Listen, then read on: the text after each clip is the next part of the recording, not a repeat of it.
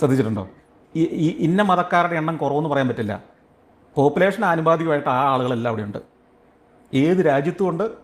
നമ്മുടെ ഇന്ത്യയിലും അങ്ങനെ തന്നെയാണ്. ഞാൻ ഈയിടെ കേരളത്തിലെ ഒരു പ്രിസണ്, നമ്മുടെ സഫാരിയിൽ ഒരു പ്രോഗ്രാമിന് വന്നപ്പോൾ ഞാനൊരു പ്രിസണിൻ്റെ സൂപ്രണ്ടായിരുന്ന അവരോട് ചോദിച്ചു, ഈ ഓരോ ഇതിലും ഏത് മതത്തിൽപ്പെട്ടവരാണ് കൂടുതലുള്ളത് അല്ലെങ്കിൽ കുറവുള്ളത്?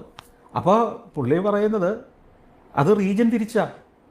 ക്രിസ്ത്യാനികൾ കൂടുതലുള്ള സ്ഥലത്ത് ക്രിസ്ത്യാനികളാണ്, മുസ്ലിങ്ങൾ കൂടുതലുള്ള പ്രദേശത്തെ ജയിലിൽ മുസ്ലിങ്ങളാണ് കൂടുതൽ, ഹിന്ദുക്കൾ കൂടുതലുള്ള പ്രദേശത്ത് ഹിന്ദുക്കളാണ് ജയിലിൽ കൂടുതൽ. അത്രേ ഉള്ളൂ.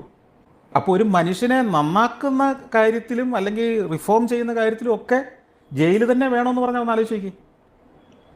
അതപ്പോഴും അവിടെ തന്നെ നിലനിൽക്കുന്നുണ്ട് ആ സിസ്റ്റം. അപ്പം മനുഷ്യൻ്റെ മനസ്സ്, കുട്ടികളെ ഫോം ചെയ്യുന്നതിന് വികസിത നാടുകളിൽ കുറച്ചുകൂടെ റിഫൈൻഡാണ് സംവിധാനങ്ങൾ. അതിനെ നമ്മൾ കാണാതിരിക്കാൻ പറ്റില്ല. ഇപ്പോൾ സ്കാൻഡിനേവിയൻ രാജ്യങ്ങളെയൊക്കെ എടുത്തു കഴിഞ്ഞാൽ കുറച്ചുകൂടെ ബെറ്ററാണ്. അതായത് അവരുടെ പൊതുബോധം, സാമൂഹ്യ ബോധം, സാംസ്കാരിക ബോധം, അവരുടെ പൗരബോധം, ഇതൊക്കെ കുറച്ചുകൂടെ റിഫൈൻഡ് ആക്കി മാറ്റുന്നതിൽ അവരുടെ വിദ്യാഭ്യാസവും ആ പേരൻറ്റിങ്ങും ഒക്കെ സഹായിക്കുന്നുണ്ട്.